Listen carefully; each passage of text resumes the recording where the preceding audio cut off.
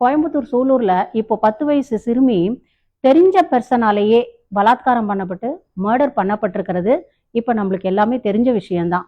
இந்த மாதிரி விஷயங்கள் நம்ம இந்தியாவிலையும் தமிழ்நாட்டிலையும் நடக்கிறது புதுசு இல்லை. இந்த மாதிரி ஒரு பெத்தட்டிக்கான சிச்சுவேஷன்ஸை தெரிஞ்ச பெர்சனாலேயே நடக்கிறப்போ போலீஸு முன்னாடியே இந்த விஷயங்கள் நடக்காம தடுக்கிறது இட்ஸ் நாட் பாசிபிள் தான். இதுக்கு எல்லாருமே நம்ம கோபப்பட்டு அந்த கிரிமினலுக்கு மரண தண்டனை விதிக்கணும் அப்படின்னு தான் எல்லாருமே நம்ம சொல்றோம். அப்படி கிரிமினல்ஸ்க்கு மரண தண்டனை விதிக்கிற அதிகாரம் முதலமைச்சருக்கு கிடையாது, நீதிமன்றத்துக்கு மட்டும்தான் உண்டு. போலீஸ் எஃப்ஐஆர் போட்டு விசாரிச்சு சார்ஜ் ஷீட் தாக்கல் செய்வாங்க. அதுக்கப்புறம் செஷன் கோர்ட்ல விசாரணை நடக்கும். குற்றம் நிரூபணம் ஆகிற பட்சத்துல 376A 376AB 376DB POCSO act பிரகாரம் நீதிபதி மட்டும்தான் அவருக்கு மரண தண்டனை கொடுக்க முடியும். அதுவும் ரேரஸ்ட் ஆஃப் ரேர் கேஸா இருந்தா மட்டும்தான். ட்ரையல் கோர்ட்டு தூக்கு தண்டனை கொடுத்தாலும் ஹை கோர்ட் கன்ஃபார்ம் பண்ணணும்.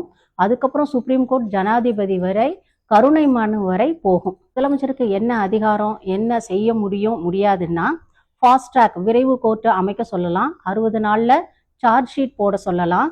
தூக்கு தண்டனை டைரக்டா அவரால் கொடுக்கறதுக்கு அதிகாரம் கிடையாது. புது சட்டம் போடலாம். அது சட்டமன்றத்துல மசோதா கொண்டு வந்து ஜனாதிபதி கவர்னர் ஒப்புதலோட புது சட்டம் போடலாம்.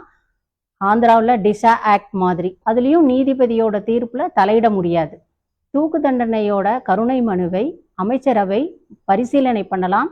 ஆக்ட் 161 பிரகாரம் அதுலேயும் இந்த கருணை மனுவை அந்த பனிஷ்மெண்ட்டை அதிகப்படுத்த முடியாது, குறைக்க தான் பரிந்துரை பண்ண முடியும். இந்திய அரசியல் அமைப்பு அதிகாரம் அப்படிங்கிற பிரிவினையின் சட்டத்தின் கீழ் இயங்குது. சட்டம் இயற்றுவது சட்டமன்றம், நாடாளுமன்றம். அதை செயல்படுத்துவது அரசாங்கம், முதலமைச்சர். தண்டனை கொடுப்பது நீதிபதி. ஒருத்தர் கையிலேயே இந்த மூணுமே இருந்ததுன்னா அது சர்வாதிகாரம் ஆகிவிடும். அதனாலதான் முதலமைச்சர் குற்றவாளின்னு முடிவு பண்ணி தண்டனை, மரண தண்டனை, எந்த தண்டனையுமே கொடுக்க முடியாது. இது நீதிமன்றத்துக்கும் நீதிபதிக்கும் தான் உண்டு.